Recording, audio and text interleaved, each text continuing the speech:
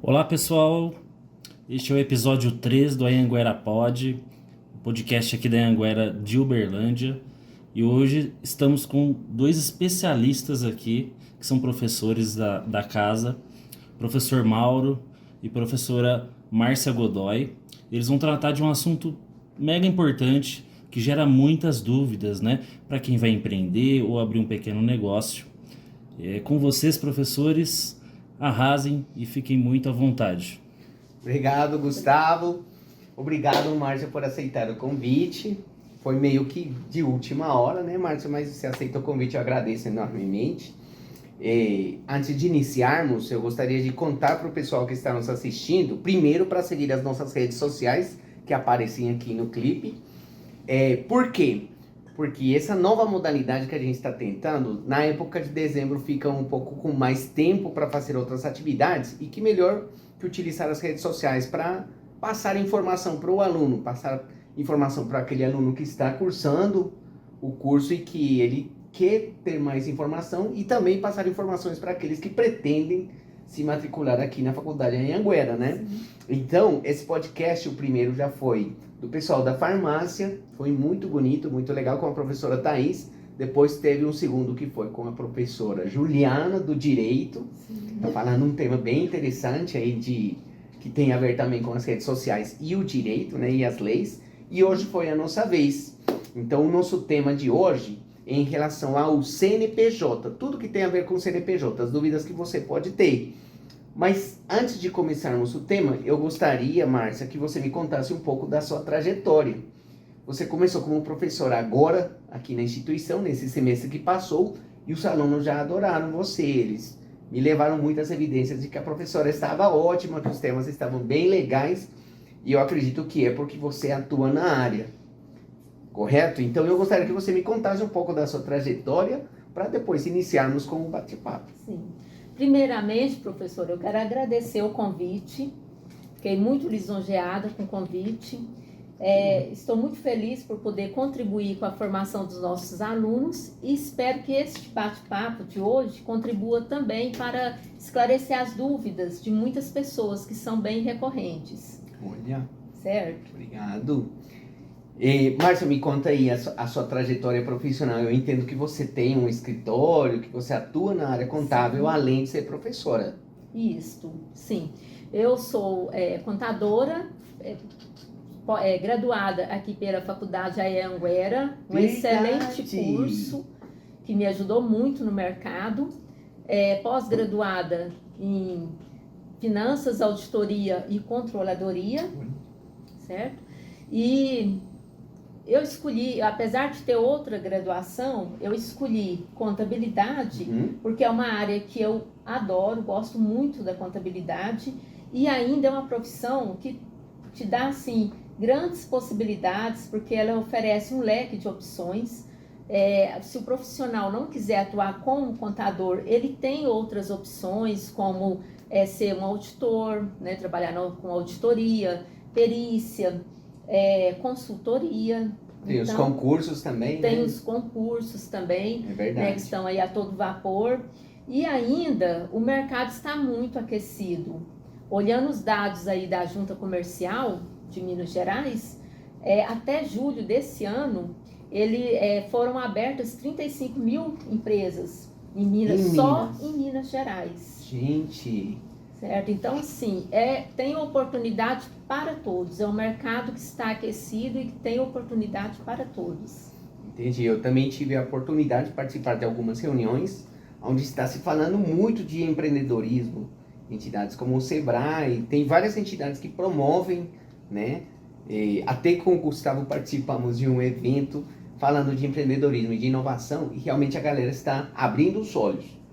E aí, a primeira coisa que vem na cabeça de alguém que quer abrir uma nova empresa eu preciso abrir um CNPJ? Então, esse é o tema do nosso podcast. Eu vou começar fazendo a primeira pergunta, que seria, professora Márcia, o que é um CNPJ? Sim, o CNPJ é o Cadastro Nacional da Pessoa Jurídica, né? O Brasil é um país de empreendedores, mas tem muitos empreendedores que ainda estão na informalidade. Por quê? Por falta, às vezes, de orientação de um profissional, um contador, né? Por falta de conhecimento, esse empreendedor, ele pensa que ele vai pagar muito mais impostos se ele abrir um CNPJ. E é o contrário, né? Ele tem um benefício, se ele abrir o CNPJ, ele vai conseguir pagar menos impostos. Te dou um exemplo. Por exemplo, uma pessoa que é da área ele presta serviço, qualquer área, ele presta algum serviço. Prestou serviço para uma determinada empresa, essa empresa vai pedir uma nota fiscal. Como ele não tem como fazer a nota fiscal, ele vai ter que fazer um RPA, né, que é o recibo da pessoa autônoma. Esse seria no caso, por exemplo, eu não tenho CNPJ, eu só tenho meu CPF. Então eu tenho que fazer esse RPA para poder gerar uma nota fiscal, por exemplo. Não, aí não seria nota fiscal, né? Mas é um recibo, na verdade. Recibo. Sim, só que lá nesse recibo vem todos os impostos que você vai ter que recolher, você vai ter que pagar. Então, vou te dar um exemplo. Às vezes ele pensa que ele vai pagar menos impostos se ele fizer o RPA, e é o contrário, porque no RPA, vou te dar um exemplo, o INSS é 20%. Já no CNPJ, se ele tiver no Simples Nacional, um exemplo aí de um Prolabore, ele vai pagar 11%. Então, compensa muito mais ele ter um CNPJ e fora os outros benefícios que ele vai ter. Ele vai conseguir gerir mais negócios, porque tem empresas que não, principalmente empresas de grande porte, que não atendem, que não aceitam prestadores de serviços que sejam pessoas físicas, né? Por exemplo, e até uma questão de segurança para a empresa. Por exemplo, um condomínio.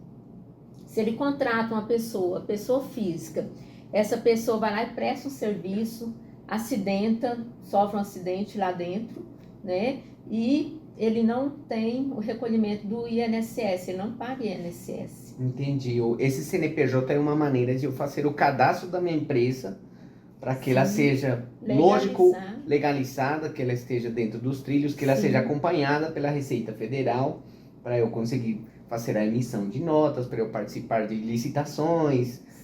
Mas eu tenho uma dúvida que apenas empresas que precisam abrir isso ou tem outros, por exemplo, você citou um condomínio, é qualquer entidade que recebe e entrega dinheiro?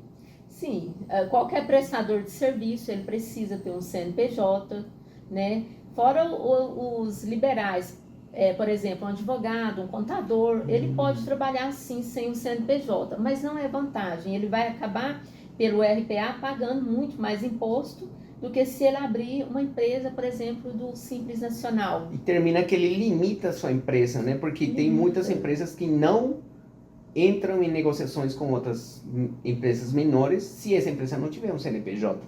Não entra. E tem outras questões também. Por exemplo, o banco, né?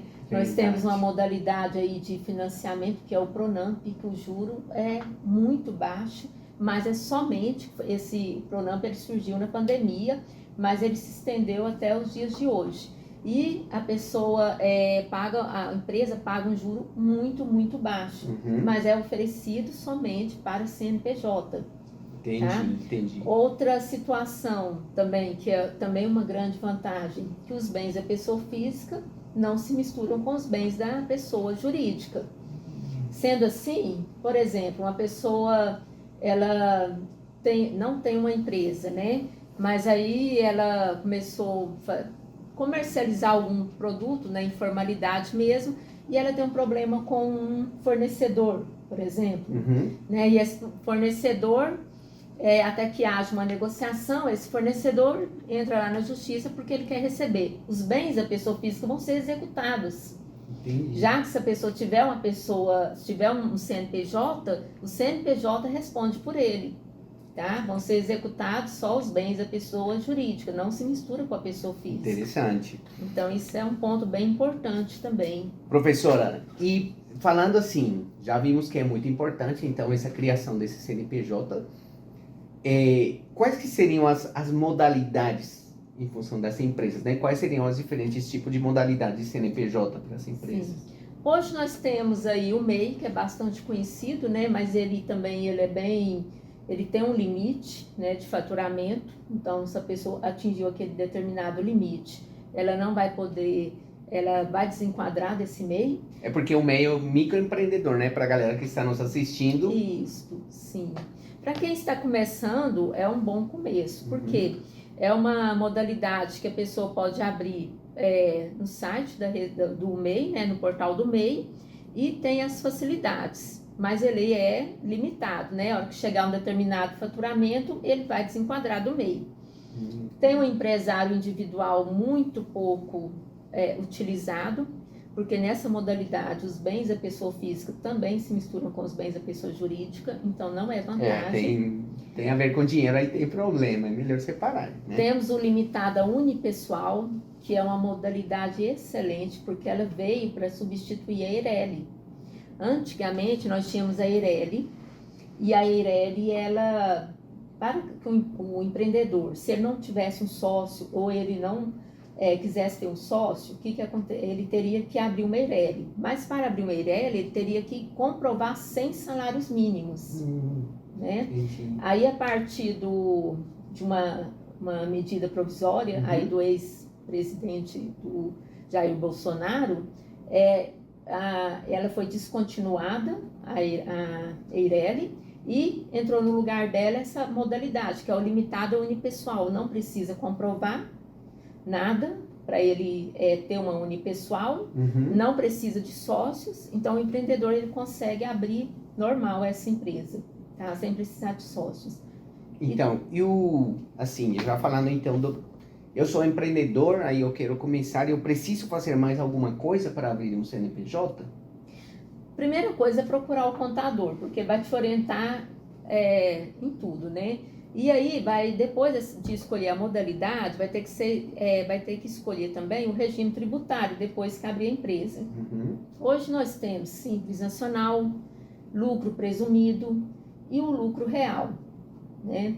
Inicialmente, o Simples Nacional, por ser uma modalidade onde os impostos são compartilhados, eles são emitidos em uma única DARF, né? Então facilita até o pagamento, muita vantagem para quem está começando, tá?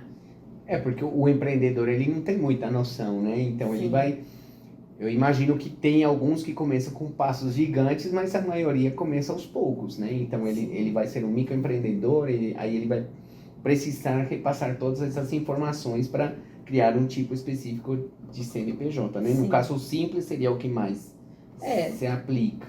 Então, o Simples Nacional é o mais usado, né? Assim, quando inicia, o faturamento ainda é baixo, então utiliza-se mais o Simples Nacional. Mas o contador, normalmente, ele faz uma análise, né? Para saber se esse é a melhor... se é o melhor regime tributário para cada determinada empresa. Porque dependendo do CNAE também, né, o CNAE a atividade da pessoa, né, isso pode, às vezes ele pode pagar mais imposto também no Simples Nacional. Quer ver? Eu vou te dar um exemplo. O engenheiro hoje ele está no anexo 5, tá? O Simples Nacional ele é dividido em anexos. Ele tem 5 anexos, então ele está lá no anexo 5 e aí ele paga de imposto 15,5% sobre o faturamento dele, tá? Já o advogado, ele está no anexo 4, então ele vai pagar 4,5% de impostos. Então, depende muito da atividade, tá? E do faturamento. Sim, em resumo, seria muito importante para você que está tentando empreender, procure um contador. O primeiro passo, eu acho que seria procure um contador, porque ele vai te instruir da forma mais adequada para você passar as informações certas para você abrir a modalidade adequada da sua empresa, né? Do seu CNPJ. Você teria alguma informação adicional para passar para o público, assim, que está iniciando a sua empresa, que tenha cuidado com algum tipo de movimento que não pode fazer, relativo a essa abertura do CNPJ, ou fazer alguma... não sei a palavra certa, alguma coisa que possa trazer problemas para ele, se não executar da maneira adequada, algum problema legal, talvez? Não, a questão, sim, o contador, ele na abertura da empresa, né, que hoje é um processo muito simples também, ele hoje está bem mais rápido, porque o processo é todo digital, né? Inicialmente, ele vai orientar dessa melhor maneira possível, né? Escolhendo a melhor modalidade, o melhor regime tributário, né? Agora, depois que a empresa está aberta, é que tem que ter certos cuidados. Por exemplo, um comércio, adquirir mercadoria, mas exigir a nota de entrada. Entendi, né? para tudo ficar... Porque e depois emitir essa nota de saída, ter cuidado, comprou uma mercadoria de um outro estado, ver se essa mercadoria tem substituição tributária. Lógico que isso é feito pelo contador, né? Mas o empresário também tem responsabilidade nisso, em questão de passar a documentação correta para o contador. Entendi. Aí essa pergunta que eu vou fazer agora vai um pouco mais como se eu fosse um aluno do curso de Ciências Sim. Contábeis. Quando o curso começa, tudo são as disciplinas básicas do curso, né? Mas se fosse uma recomendação de você como professora para o nosso aluno, muito foco em quais disciplinas ou em quais áreas, porque elas são as que vão alavancar a sua carreira. Que sugestão você daria para os nossos alunos? A minha sugestão é que tenha foco em todas as matérias, tá? Porque às vezes o aluno pensa, eu não quero ser auditor, por que eu quero prestar muita atenção nessa matéria, por que eu vou assistir às aulas e vou... Não, eu quero só fazer o básico porque eu quero passar. Só que chega na prova do CRC, cai questões sobre auditoria, cai questões sobre perícia, né? E sem o CRC ele não exerce a profissão. Para o mercado, por exemplo... quando fala-se de planejamento tributário, tem muitas matérias no nosso curso falando sobre planejamento tributário. Ele vai usar isso em qual momento? Se ele for fazer uma consultoria ou até exercendo a profissão como contador, na hora de orientar o cliente dele, né? Qual modalidade qual o regime tributário fica melhor para você? Ele tem que fazer essa análise, se é simples nacional, presumido, lucro real, né? Bom, interessante, muito interessante, né? A gente poderia ficar conversando aqui de muitos assuntos que são extremamente importantes, mas vamos caminhar para o final desse bate-papo aqui. Eu não sei se talvez seria interessante também dar alguma recomendação para os nossos alunos que já formaram agora. Tem muita gente que a gente vai formar nesse final de semestre, e eles querem talvez fazer alguma pós-graduação que seja relativa à contabilidade. Você teria alguma sugestão para esses alunos? Não sei, talvez se informar melhor na área do direito, ou se pode complementar algum curso que complementa o curso de Ciências Contábeis? Então, nós temos vários cursos, né? Inclusive aqui nós temos...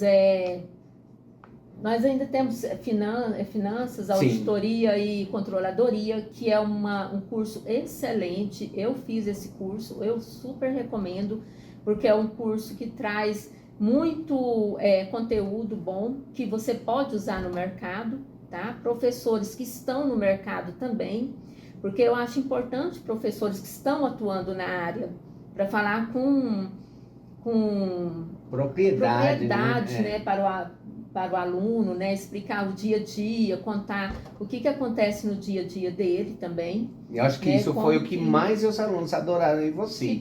Essa parte da teoria e a prática andar juntas, para você ver que realmente o curso vale a pena. Sim. Márcia, eu te agradeço muito por esses instantes aqui para compartilhar com os nossos alunos e com os futuros candidatos. E espero que em futuras ocasiões a gente se encontre para discutir alguns outros temas que sejam interessantes. Se você está assistindo e tem interesse em saber algum tema diferente, independentemente da área, porque nós temos mais de 23 cursos diferentes de ensino superior, então, se tiver alguma dúvida de alguma área, comente lá no grupo que, com certeza, nós vamos dar um andamento para procurar uma solução para você, para procurar uma informação para você. Isso aqui foi criado para vocês. Márcia, muito obrigado. Eu que agradeço. E, fiquei muito pessoal, feliz. é isso aí. Muito obrigado, Gustavo. Obrigada.